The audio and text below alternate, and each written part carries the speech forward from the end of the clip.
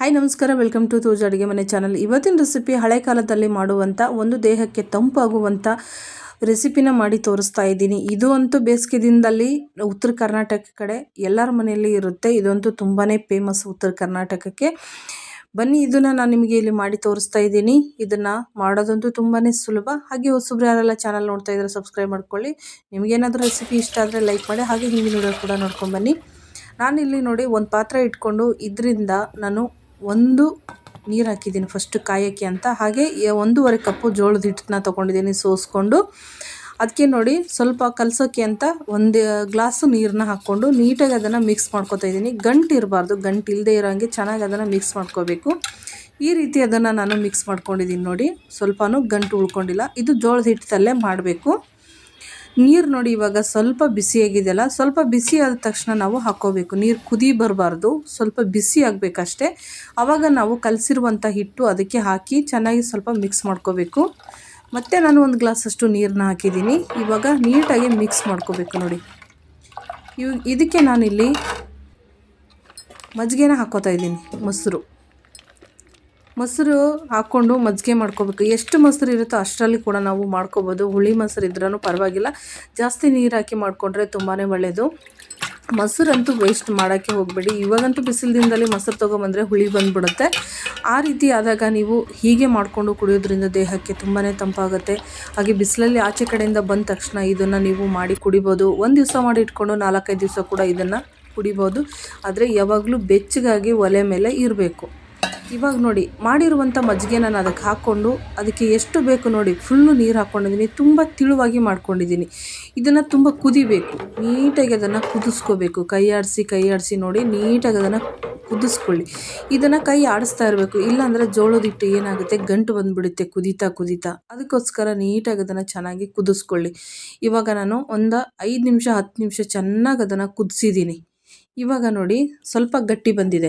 ಇದಕ್ಕೆ ನಾನು ಇವಾಗ ಉಪ್ಪನ್ನು ಹಾಕ್ತಾಯಿದ್ದೀನಿ. ಎಷ್ಟು ರುಚಿಗೆ ತಕ್ಕಷ್ಟು ಉಪ್ಪನ್ನು ಹಾಕ್ತಾಯಿದ್ದೀನಿ. ನಿಮ್ಗೆ ಗೊತ್ತಾಗ್ತಾ ಇದೆ, ಉಪ್ಪು ಮೇಲೆ ನಿಂತ್ಕೊತಾ ಇದೆ, ಸ್ವಲ್ಪ ಗಟ್ಟಿ ಬಂದಿದೆ. ಇವಾಗ ಉಪ್ಪು ಹಾಕಿ ಚೆನ್ನಾಗಿ ಅದನ್ನು ಮತ್ತೆ ಒಂದು ಸತಿ ಮಿಕ್ಸ್ ಮಾಡ್ಕೊಳ್ಳಿ. ನೀಟಾಗಿ ಮಿಕ್ಸ್ ಆಗಬೇಕು. ಹಾಗೆ ನಾನಿಲ್ಲಿ ಜೀರಿಗೆ ಪುಡಿ ಮಾಡಿ ಇಟ್ಕೊಂಡಿದ್ದೆ. ಜೀರಿಗೆನೂ ಕೂಡ ಅಷ್ಟೇ ತಂಪು. ಈ ಬಿಸಿಗೆ ದಿನದಲ್ಲಂತೂ ತುಂಬಾ ಒಳ್ಳೆಯದಿದು. ಜೀರಿಗೆ ಅದನ್ನು ಹಾಕ್ಕೊಂಡು ನೀಟಾಗಿ ಅದನ್ನು ಕೂಡ ಮಿಕ್ಸ್ ಮಾಡ್ಕೊಳ್ಳಿ. ಚೆನ್ನಾಗಿ ಅದು ಮಿಕ್ಸ್ ಆಗಬೇಕು, ಅದ್ರ ಜೊತೆಗೆ ಕುದಿಬೇಕು. ಇವಾಗ ನೋಡಿ ಹಾಗೆ ಬೆಳ್ಳುಳ್ಳಿನ ಹಾಕ್ಕೋತಾ ಇದ್ದೀನಿ. 1 ಗೆಡ್ಡೆ ಬೆಳ್ಳುಳ್ಳಿನ ಹಾಕ್ಕೊಂಡಿದ್ದೀನಿ. ಬೆಳ್ಳುಳ್ಳಿ ಕುಡಿತಾ ಒಂದು ಬಾಯಿಗೆ ಒಳ್ಳೆ ಟೇಸ್ಟ್ ಕೊಡುತ್ತೆ. ಅದಕ್ಕೋಸ್ಕರ ಬೆಳ್ಳುಳ್ಳಿನ ಹಾಕಲೇಬೇಕು. ಹಾಕಿಲ್ಲ ಅಂದರೆ ಅದು ಟೇಸ್ಟ್ ಇರಲ್ಲ. ಇವಾಗ ನೋಡಿ ಚೆನ್ನಾಗಿ ಅದನ್ನು ಮಿಕ್ಸ್ ಮಾಡ್ಕೋತಾ ಇದ್ದೀನಿ. ಇವಾಗ ಜೀರಿಗೆ ಗಂಟು ಉಳ್ಕೊಳ್ಳುತ್ತೆ ನೋಡಿ, ಅದನ್ನೆಲ್ಲ ಮಿಕ್ಸ್ ಆಗೋವರೆಗೂ ನೀಟಾಗಿ ಅದನ್ನು ಕೈ ಆಡಿಸ್ಕೊಂಡಿರಿ. ಇವಾಗ ಅದು ಕುದಿತಾ ಗಟ್ಟಿ ಆಗ್ತಾ ಬರುತ್ತೆ. ಹಾಗೆ ನೀವು ಒಂದು 2-3 ದಿವಸ ಇಟ್ಕೊಂಡು ಒಲೆ ಮೇಲೆ ಕುದಿಸಿ ಕುಡಿಯೋದ್ರಿಂದ ಅದು ಇನ್ನೂ ಗಟ್ಟಿ ಆಗ್ತಾ ಬರುತ್ತೆ. ತುಂಬಾ ಚೆನ್ನಾಗಿರುತ್ತೆ. ನೀವು ಸಡನ್ನಾಗಿ ಆಚೆ ಕಡೆಯಿಂದ ಬಂದು ಇದನ್ನು ಕುಡಿಬೋದು. ಅವಾಗೇ ಮಾಡಿಕೊಂಡು ಅವಾಗೇ ಕುಡಿಬೇಕಂತೇನಿಲ್ಲ. ಇದೊಂದು 3-4 ದಿವಸ ನೀವು ಇಟ್ಕೊಂಡು ಇದನ್ನು ಕುಡಿಬೋದು. ಹಾಳಂತೂ ಆಗಲ್ಲ. ಆದರೆ ಇದು ಬಿಸಿ ಮಾಡ್ತಾನೇ ಇರಬೇಕು, ಹಾಗೆ ಬಿಟ್ಬಿಡಬಾರ್ದು. ನಿಮ್ಗೆ ಯಾವಾಗ ಟೈಮ್ ಸಿಗುತ್ತೋ ಅವಾಗ ಹಾಗೆ ಬಿಸಿ ಮಾಡ್ತಾಯಿರಿ ಅದನ್ನು. ಇವಾಗ ಕಂಪ್ಲೀಟಾಗಿ ಅದು ರೆಡಿಯಾಗಿದೆ. ಇಷ್ಟೇ ತಿಳುವಾಗಿರಬೇಕು. ಇದಕ್ಕಿಂತ ಗಟ್ಟಿ ಆದರೆ ಕುಡಿಯೋಕ್ಕೆ ಅದು ಚೆನ್ನಾಗಿರಲ್ಲ. ಹಾಗೆ ಇದಕ್ಕಿಂತ ತಿಳುವಾದರೂ ಕೂಡ ಅದು ಅಷ್ಟು ಚೆನ್ನಾಗಿರಲ್ಲ. ಇವಾಗ ಕರೆಕ್ಟಾಗಿ ನಮಗೆ ನೋಡಿ ರೆಡಿಯಾಗಿದೆ. ಇದಕ್ಕೆ ಜೋಳದ ಅಂಬ್ಲಿ ಅಂತ ಹೇಳ್ತಾರೆ. ಜೋಳದ ಅಂಬ್ಲಿ ತುಂಬಾ ಒಳ್ಳೆಯದು, ದೇಹಕ್ಕೆ ತಂಪಾಗುತ್ತೆ, ಆರೋಗ್ಯಕ್ಕೆ ಅಂತೂ ತುಂಬಾ ಒಳ್ಳೆಯದು. ಅದಕ್ಕೋಸ್ಕರ ಈ ಬೇಸಿಗೆ ದಿನದಲ್ಲಿ ಉತ್ತರ ಕರ್ನಾಟಕ ಕಡೆ ಏನು ಮಾಡ್ತಾರೆ ಅಂದರೆ 1 ದಿವಸ ಮಾಡಿಟ್ಕೊಂಡು 4-5 ದಿವಸ ಕುಡಿತಾರೆ. ಅದನ್ನು ಖಾಲಿ ಆಗೋಷ್ಟರಲ್ಲೇ ಮತ್ತೆ ಇನ್ನೊಂದು ಕಡೆ ಅದನ್ನು ರೆಡಿ ಮಾಡಿ ಇಟ್ಕೋತಾರೆ.